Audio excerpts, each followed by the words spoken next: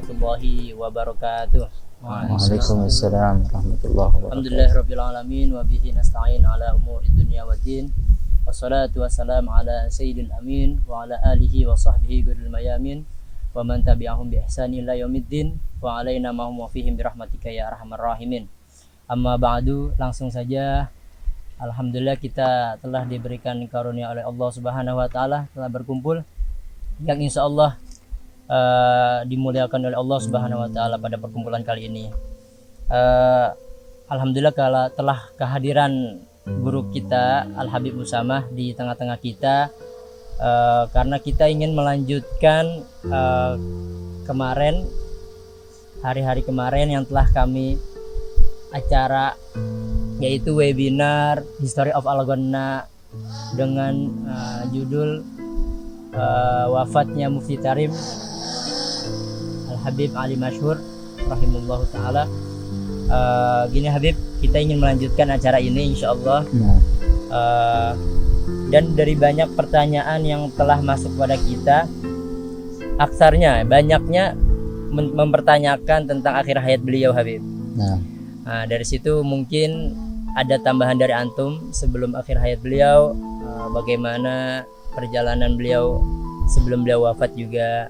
Dan alhamdulillah poin-poin yang telah antum jelaskan kemarin itu, kita telah mendengar bagaimana pendidikan beliau, begitu juga perjalanan menuntut ilmu beliau selama di Tarim maupun di luar Tarim, khususnya kepada ayahanda beliau tercinta, kemudian bagaimana kesabaran beliau di zaman komunis Habib, begitu majlis-majlis beliau dan murid-murid beliau. Dan mungkin ini yang paling terpenting Habib, mengetahui bagaimana akhir hayat beliau. Bisa kami persilakan pada antum Habib untuk menyampaikan ini. Bismillah, alhamdulillah, wassalatu wassalamu ala sayyidina Rasulillah wa ala alihi wa sahbihi wa man walah. Amma ba'd, نكرر عليكم من العائدين والفائزين نقول إن شاء الله أسأل الله يتكبر صيامنا وقيامنا وركوعنا وتلاوتنا وجميع إخواننا في بلاد فلسطين أن الله يرفع عنهم البلاء والوباء.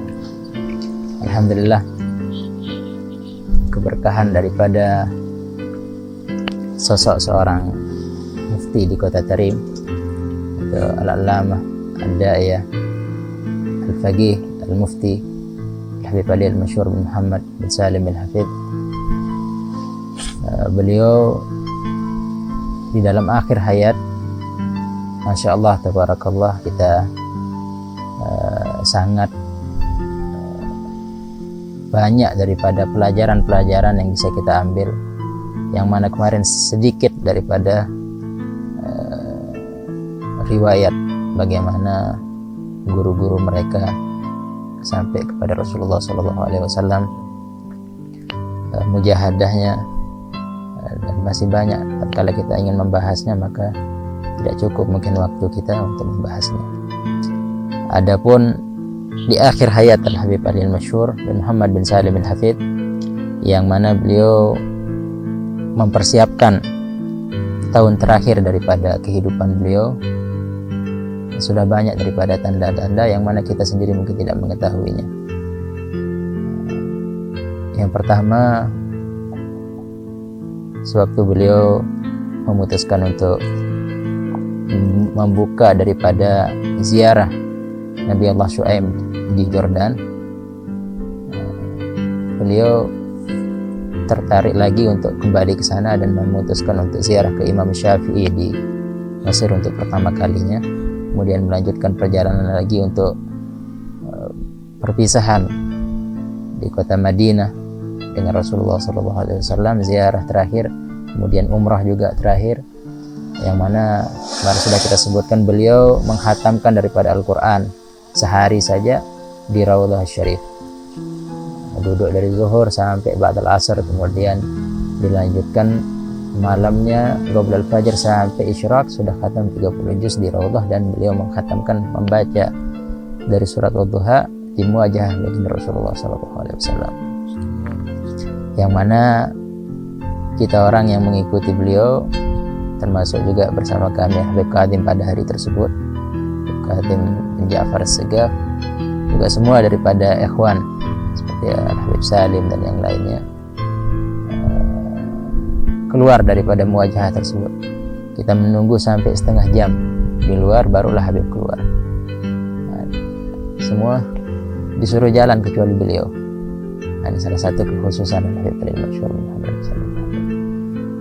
membaca doa khatmul Quran, kemudian hari kedua langsung ke Mekah Al-Mukarramah untuk melaksanakan umrah. Di umrah terakhir tersebut banyak daripada adhkar yang beliau sendiri awalnya tawaf tidak mau menggunakan kursi roda, tawaful wada saja yang terakhir beliau tidak menggunakan kursi roda, dan dibukakan jalan untuk mencium Hajarul Aswad. Kemudian pada akhir hayat beliau banyak sebenarnya, waktu juga mungkin terlalu panjang untuk kita bahas. Yang terpenting pada malam 27 Ramadan tahun lalu sudah muncul banyak daripada tanda-tanda seperti isyarah kepada Al-Habib Umar untuk melanjutkan perjalanan beliau keliling ke masjid-masjid. Beliau sendiri bilang, aku sudah tidak akan melanjutkannya, dan Al-Faqir sendiri mendengar kalimat tersebut di Masjid Ba'alawi.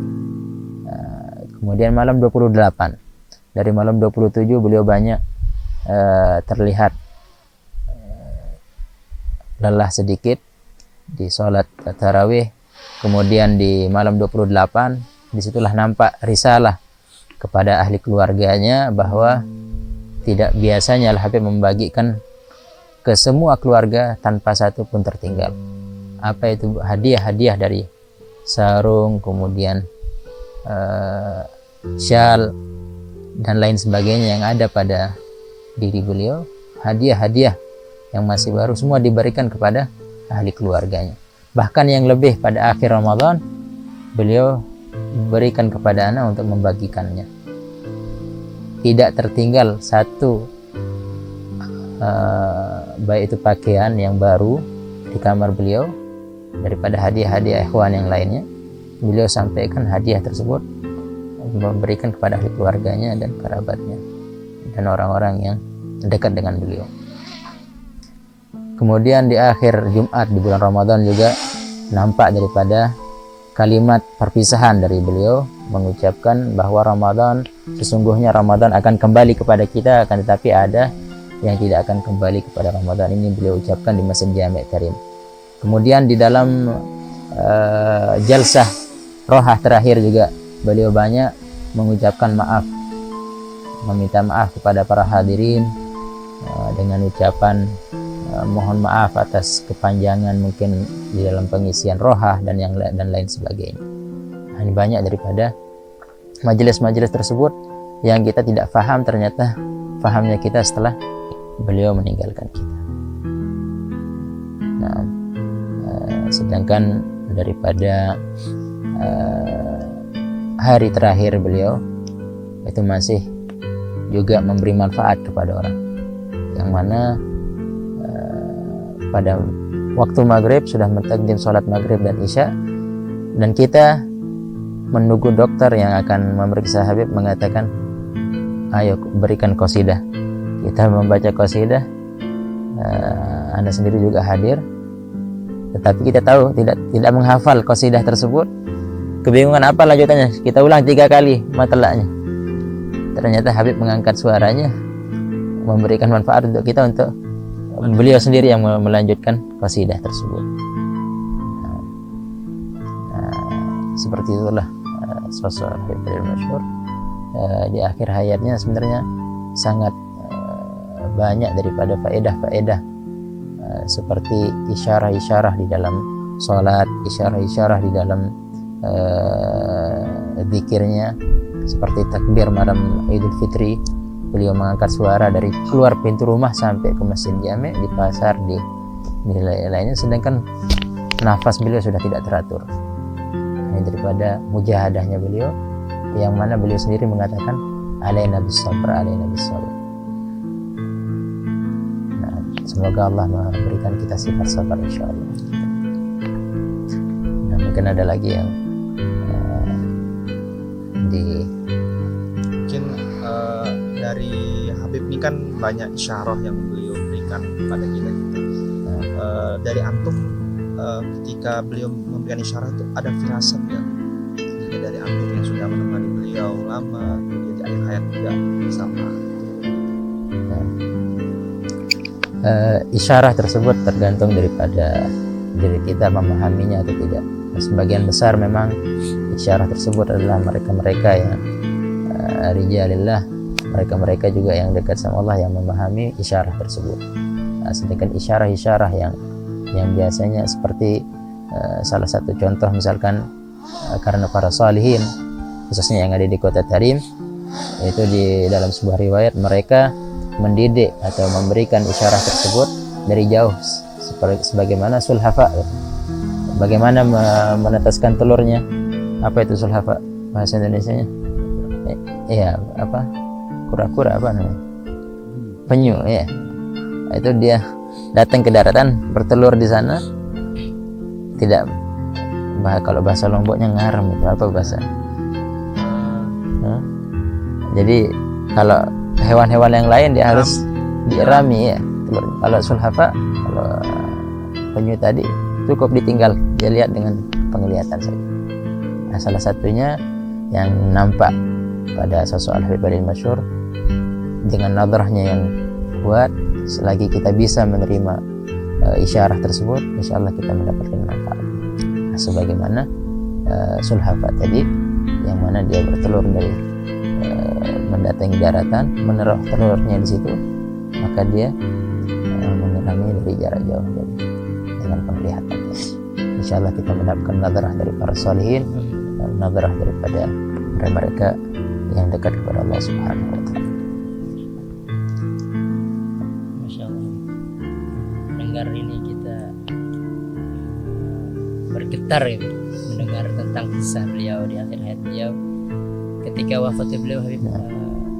Ini bela sungkawan pasti dari para besar ulama, Habib. Mungkin bisa disebut siapa?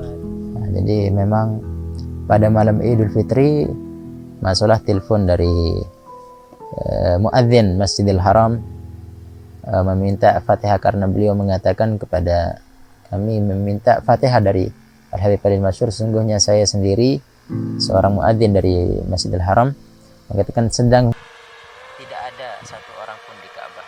Maka sekarang saya minta doa Fatihah dari Al-Habib Al-Masyhur, saya niatkan tawaf untuk beliau sebelum azan subuh di Idul Fitri pada tahun lalu.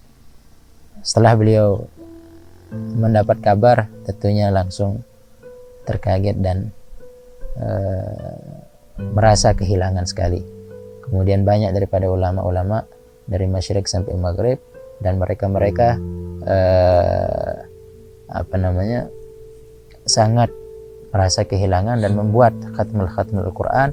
Dan dalam riwayat dari sebagian putra beliau terdaftar khatmul Quran dari meninggalnya Habib Al-Masyhur sampai sebelum khatam, berapa hari setelah meninggalnya beliau, terkumpul yang terdaftar saja khatmul Quran 10.000 khatmul Quran.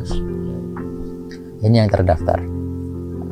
Begitu juga di Shishan, Rusia, negara yang menculik ayahnya Al-Habib Muhammad bin Salim bin Hafid. Siapa negara yang komunis sewaktu zaman Habib Muhammad bin Salim bin Hafid? Dari Shishan, dari Rusia. Itulah yang masuk ke kota Tarim, Hadramut.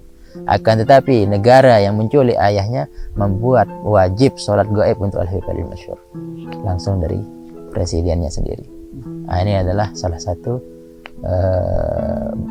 buah daripada mujahadahnya Al-Habib Muhammad bin Salim bin Hafid dan niat beliau yang kuat kepada kedua anaknya, salah satunya Al-Habib Al-Masyhur dan Al-Habib Umar bin Khattab. Nah, Allah. Jadi kalau kita mau sebutkan daripada ta'azi tadi daripada para kalangan ulama, sangat banyak sekali yang merasakan kehilangan. Ini adalah salah satu sebab sampainya dakwahnya Al-Habib Muhammad bin Salim bin Hafid dari Masyriq sampai Maghrib.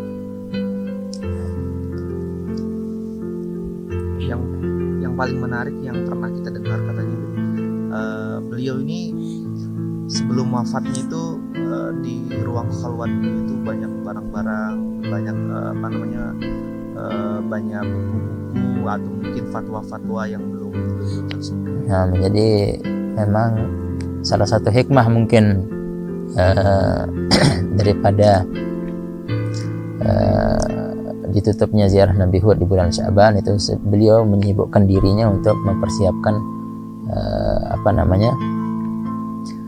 kantor khususnya beliau di rumah, yang di situ banyak arsip-arsip di majelis ifta, di majelis al-ansab, kemudian di majelis masjid jami', kemudian di ziarah Nabi Allah Hud alaihi salam. Semua arsip-arsip itu beliau sudah persiapkan sehingga mempermudah daripada ahli warisnya untuk mengatur kembali nantinya.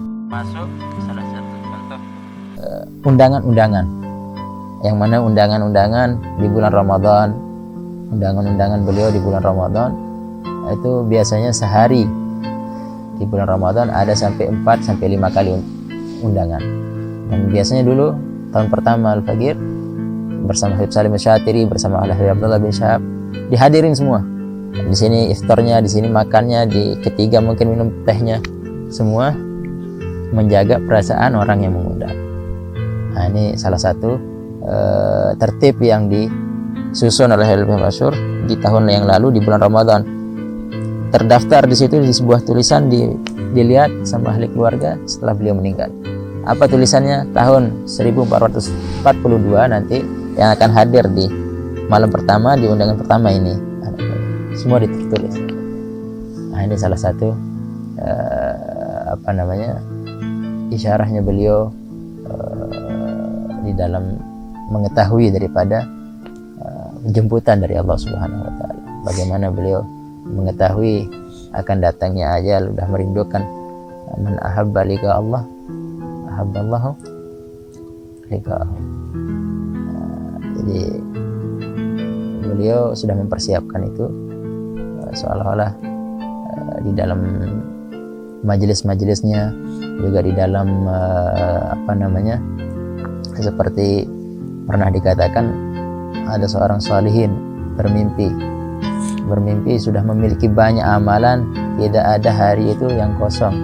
Mungkin sangat sulit waktu yang kosong untuk rohahnya. Setelah meninggal salihin tadi, di dalam mimpinya satu orang yang melihat, bangun daripada salihin tadi, jikalau aku masih diberikan hidup ke dunia maka aku akan meningkatkan lagi amalku. Yang mana pada awalnya salihin yang tadi, orang saleh tadi yang sudah banyak amalannya, dia masih merasa kurang lagi.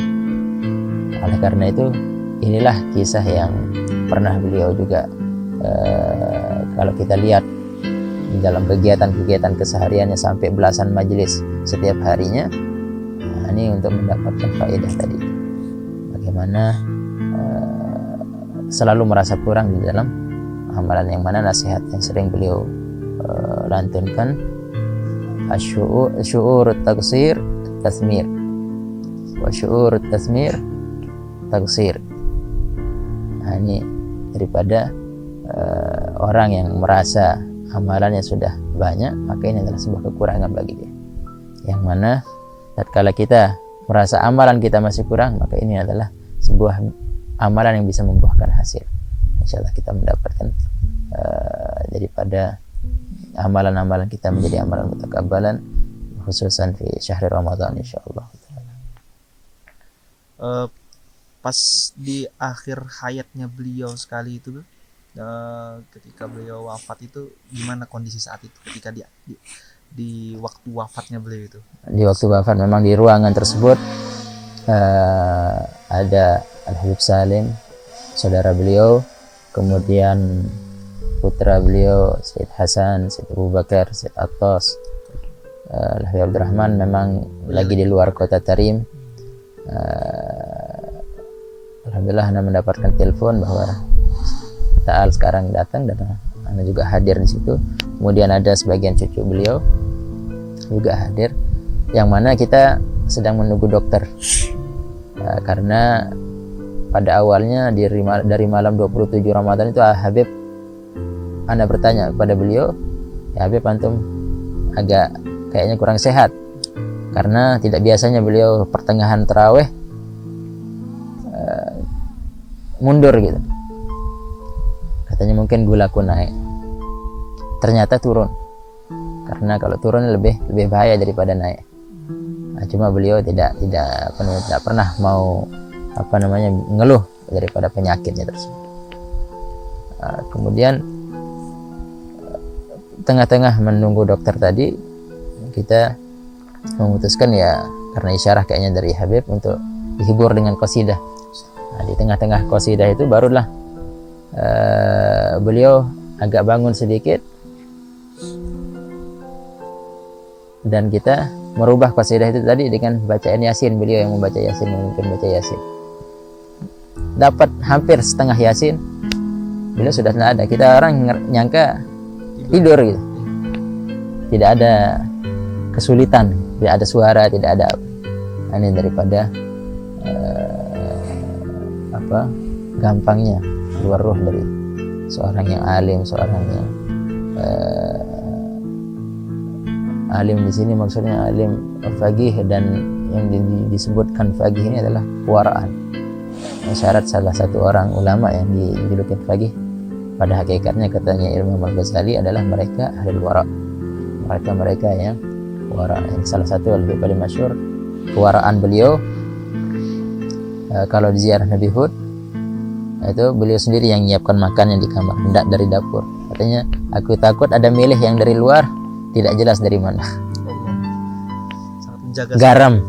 Garam yang tidak jelas, sangat menjaganya kalau di ziarah Nabi Allah Hud dalam makanan. Nah, beliau sendiri yang ngeracik rotinya yang akan dimakan, pakai apa saja yang ada di kamar. Makannya sama orang di ruangan ada, tapi makanan yang datang di ruangan tersebut dari matbah di bawah. Tapi beliau yang makan yang dari beliau sendiri. Sebagaimana Habib Abdullah bin Syahab, ana sendiri mendengar Habib Abdullah bin Syahab itu dari beliau masih muda sampai beliau sudah tidak bisa sampai udur, itu tidak pernah mencuci baju dalamnya, menyuruh orang cuci sendiri daripada keluaran. Jadi sabunnya tahu sendiri dari beliau sendiri. Istrinya pun tidak dikasih nyuci kaos dalamnya. Alhamdulillah ada kaos dalam dari Abdullah bin Syahab. Nah, insyaallah barakahnya mereka semua kita dapatkan. Semoga Allah Subhanahu wa taala menerima beliau di dalam amalan-amalannya dan dikumpulkan kita bersama beliau fi dar karamah wa huwa radin anna. Alhamdulillah rabbil alamin. Terus yang Habib Umar ketika saat itu beliau ada menyampaikan kalam apa bagaimana perasaan beliau? Jadi Habib Umar di tengah-tengah meninggal, yang mana alhamdulillah pas di kepala beliau waktu akhir hayat. Itu Habib Umar, kita putranya Habib Umar sudah sampai duluan, Said Salim berusaha menelpon Habib Umar karena Habib Umar pada malam tersebut ada undangan. Beliau turun dari undangan itu karena mendesak disuruh cepat hadir supaya hadir di tengah-tengah kita. Ternyata Habib Umar turun dari undangan pun mendapat mobilnya tidak ada di bawah tempat undangan tadi. Kebingungan Habib Umar mau naik apa, mau menuju ke rumah Habib Ali Masyur, yang mana mobil beliau kembali pulang karena tidak masuk di uzumah tersebut di undangan tadi. Nah, itulah yang membuat Habib Umar terlambat sampai ke setelah keluar Nyoro, barulah Habib Umar naik ke atas dan tidak mendekat ke tempat Habib Ali Masyur. Pagir salaman, Habib Umar sudah tidak bisa ngomong, dagang ketiak. Nah, itu anak masih teringat. Pada malam tersebut Habib Umar sudah kurang lebih 45 meter dari posisi jenazah Habib Ali Masyur. Habib Umar sudah tidak bisa melanjutkan langkahnya dan hanya bisa Ratibul Fatihah sambil keluar air matanya. Kemudian Habib Umar mengambil wasiat yang ada di Habib Ali Masyur, membacanya, dan sudah tertulis di situ posisi makam beliau yang beliau pilih. Ternyata makam yang ada sekarang sudah dipilih oleh Habib Muhammad bin Salim al-Habib. Memang makam yang ada di Zambal itu sudah kosong. Ini sudah disiapkan untuk beliau sendiri. Yang mana Habib Muhammad dulu pernah menunjuk kepingin dimakamkan di situ. Banyak di dalam wasiat-wasiat beliau, nasihat beliau yang terpenting di dalam wasiat tertulis bahwa jagalah ketakwaan kepada Allah dan sabar di dalam dakwah. Itu yang terpenting. Jangan dakwah di sebuah tempat yang di situ tidak ada sabarnya. Seperti Al-Imam Umar Al-Attas, Al-Imam Umar Al-Attas disuruh oleh Sayyidina Husain bin Syekh Abu Bakar bin Salim. Allah, kurmanya di sana mungkin dah lupa dah. Ajuannya ya ada di mobil tadi, lupa dah. Kebuka kayaknya dia. Kebuka dia. Lahir Umar bin Abdurrahman Al-Attas disuruh oleh gurunya Lahir Husain bin Syekh Abu Bakar bin Salim, kalau ingin berdakwah carilah satu tempat yang mana dakwahmu ditolak. Makanya Lahir Umar Al-Attas dari keluar ke wadi-wadi, setiap dakwahnya diterima beliau cepat keluar dari situ melanjutkan dakwah ke tempat yang lain. Sampai di Hurailah, disitulah banyak orang yang fasad, banyak orang yang menolak dakwah beliau menetap di situ. Nah, itulah salah satu di dalam wasiatnya Habib Masyhur kepada para ikhwannya, kepada putranya, kepada thalabahnya, kepada penuntut ilmu semua, kepada muslimin yang menuntut ilmu yang khususnya di Madrasah Hadramut adalah sabar di dalam berdakwah. Karena kita mungkin di zaman yang sekarang ini alhamdulillah kita bisa memandang beliau, yang mana para gudama kita mengatakan, para masyayikh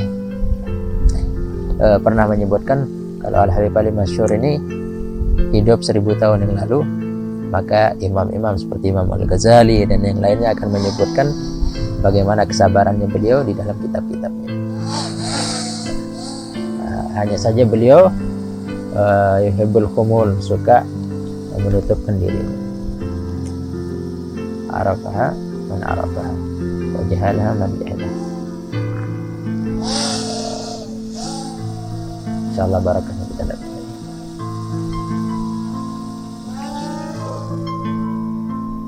Kalau isyarah dari Umar, katanya kita dengar beliau ada isyarah, mungkin ada apa dari Ali. Ya, seperti tadi sebenarnya Habib Umar sendiri mungkin sudah paham, pastinya Habib Umar sudah paham. Dari banyak isyarah-isyarah seperti tadi malam 27 di Masjid Ba'alawi, kemudian malam 28 juga Habib Umar baru menyebutkannya kepada kita pada tahun ini di malam 28 juga, yang mana malam 28 ada khatmul Quran di rumah Habib Ali Masyhur. Itu khatman keluarga yang sudah lama dimulai, khatam karena Habib Ali Masyhur setiap malam di bulan Ramadan sholat tarawih bersama ibunya di rumah dulu, baru ke masjid-masjid. Di masa hidup Khulafah Zahra beliau selalu sholat tarawih bersama keluarga dulu di rumah, baru tarawih yang kedua di masjid-masjid di malam witir, itu mengimamkan khatam Al-Quran di masjid di Kota Karim. Sholat tarawih yang ketiga itu di Masjid Jami' Karim, 1:30 malam. Jadi paling sedikit setiap malamnya beliau tarawih 2 kali 40 rakaat sampai usia beliau sampai 80 tahun lebih. Kalau malam ganjil 60 rakaat bisa sampai 40 rakaat. Nah, pernah di suatu malam 17 Ramadan berapa tahun yang lalu itu beliau sholatnya 40 rakaat. Jadi 4 kali sholat 80 rakaat 4 kali sholat. Nah, ini kita orang sudah capek, beliau masih semangat dan sholatnya tetap berdiri, nggak ada sholat duduk. Nah, di kondisi beliau menggunakan pen, kemudian tadi isyarah yang antum tanya di masalah Habib Umar bin Salim bin Hafid, isyarah-isyarah tadi sudah dipahami tentunya, seperti yang tadi disampaikan malam 28 Ramadan itu ada bisikan dari Habib Masyhur mengatakan yang mana di dalam bisikan tersebut maknanya adalah aku tidak mau merepotkan setelah Id. Setelah itu aku akan melanjutkan perjalanan. Nah, maksudnya itu sudah. Nah, ini kalau di dalam kalimat tersebut orang yang bisa memahaminya, maka dia akan memahami bahwa ini adalah akhir dari perjalanan. Kadang banyak daripada salihin juga, bukan hanya di Hadramaut, di Indonesia, terkadang kalamnya itu sudah dia bilang ini mungkin aku kesini yang terakhir gitu, kita anggap ya terakhir di bulan sebelum bulan Ramadan atau apa. Nah, seolah-olah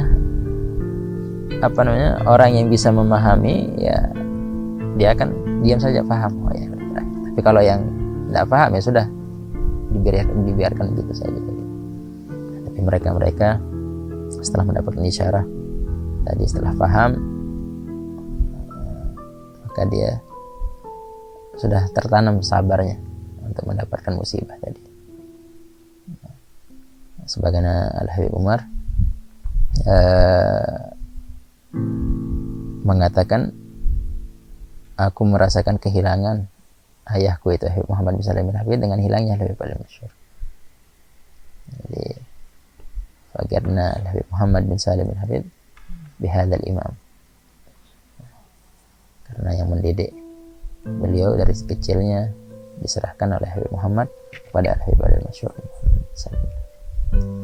Wallahu a'lam. Habib, selanjutnya kita mau dengar pesan-pesan yang antum buat para pelajar kita semua, dari Habib Masyhur khususnya maupun dari antum, pesan dan pesan, kemudian nanti ditutup oleh antum doa. Ya, itu tadi wasiat yang terpenting untuk thalabul ilm yang tertulis dari Habib Masyhur adalah sabar di dalam berdakwah, khususnya juga di dalam menuntut ilmu, tetap dalam ketakwaan kepada Allah. Bahkan beliau pernah mengijazahkan bagaimana kita ini bisa sabar di dalam dakwah.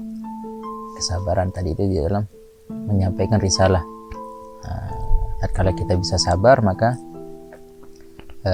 disitulah suksesnya kita di dalam dakwah, di dalam kesabaran tadi itu. Sedangkan yang tertarik sekali di dalam akhir daripada hayat beliau tadi itu adalah persiapan beliau, walaupun beliau sakit dari malam 27, 28, 29, 30 sudah tidak kuat tadi itu yang sangat terkesan kepada diri ana secara pribadi. Dan ini mungkin bisa kita ambil sebuah pelajaran dari sosok Al-Habib Masyhur, bagaimana mujahadahnya beliau, kesabarannya beliau di dalam sakitnya, memaksakan diri sholat isya di malam Idul Fitri, sholat subuh, walaupun mau terjatuh sholat Idul Fitri sampai terjatuh. Mungkin kalau yang tidak seperti beliau ini memutuskan untuk istirahat di rumah, ini sudah mulai tidak mampu, tapi beliau di akhir hayatnya berusaha bahkan mengangkat suara untuk takbir, sedangkan sudah jelas daripada nafasnya tadi sudah tidak teratur. Kemudian ada rekaman Fatihahnya beliau untuk muadzin Masjidil Haram, dan di dalam rekaman tersebut terdengar daripada suaranya beliau yang nafasnya yang tidak teratur tadi, ada tersendatnya dan ada suara-suara yang sangat melelahkan beliau, karena kondisi gulanya pun drop, tapi beliau tidak pernah mengeluh sedikit pun, walaupun beliau pernah juga terjatuh dari tangga rumahnya, tidak ada yang tahu. Ini kejadian ini bukan sebelum meninggalnya, udah jauh berapa tahun yang lalu. Terjatuh dan kakinya sedikit keselio. Tidak ada yang tahu, beliau tidak pernah ngeluh di dalam sakitnya, walaupun kepada anaknya. Jadi yang tahu beliau sakit siapa? Siapa kira-kira? Anda yang nonton beliau, kerasa berat kan? Kayak gimana gitu jalannya nggak teratur.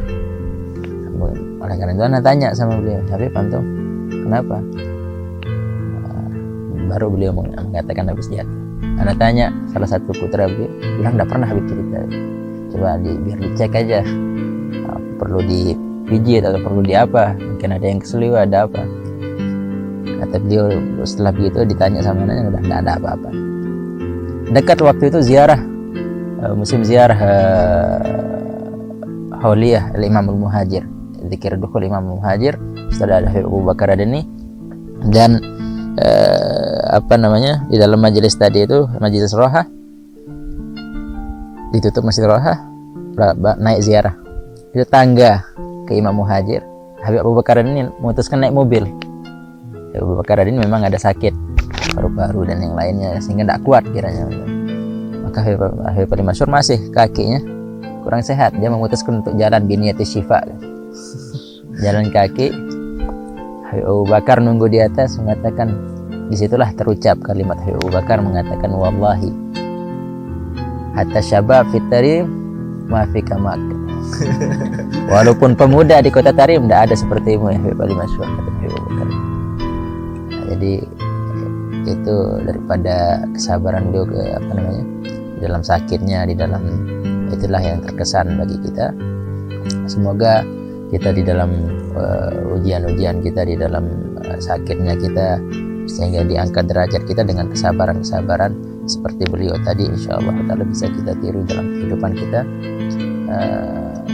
Ala hadhihi niyyah wa man wasilana al-habib al-masyhur fi mithl hadzal majlis. Allah yuri darajati fil jannah wa yanfa'una bi asrarihi wa anwarihi wa ulumihi wa manfaatihi wa man wasilana salihin. Berkat Sayyidina Rasulullah, jahi Sayyidina Rasulullah wa ashabi Rasulullah wa ila hadratin Nabi sallallahu alaihi wasallam.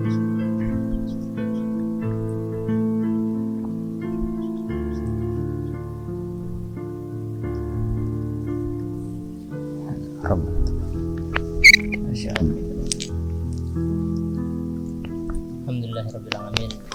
Sama-sama telah kita dengarkan penyampaian dari guru kita Sayyid Usama. Semoga ada manfaatnya, ada berkahnya buat kita semua. Fakir undur diri. Wassalamualaikum warahmatullahi wabarakatuh. Waalaikumsalam warahmatullahi wabarakatuh.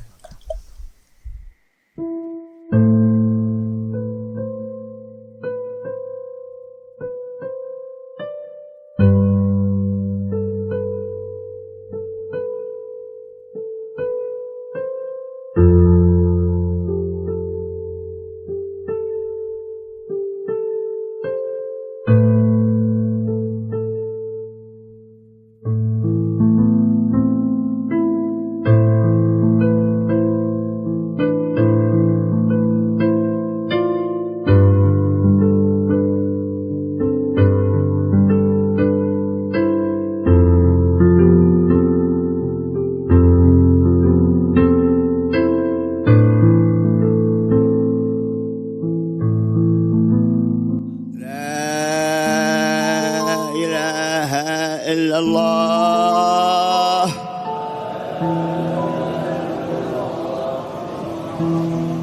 الحمد لله الحمد لله الذي لا يحمد على المكروه سواه.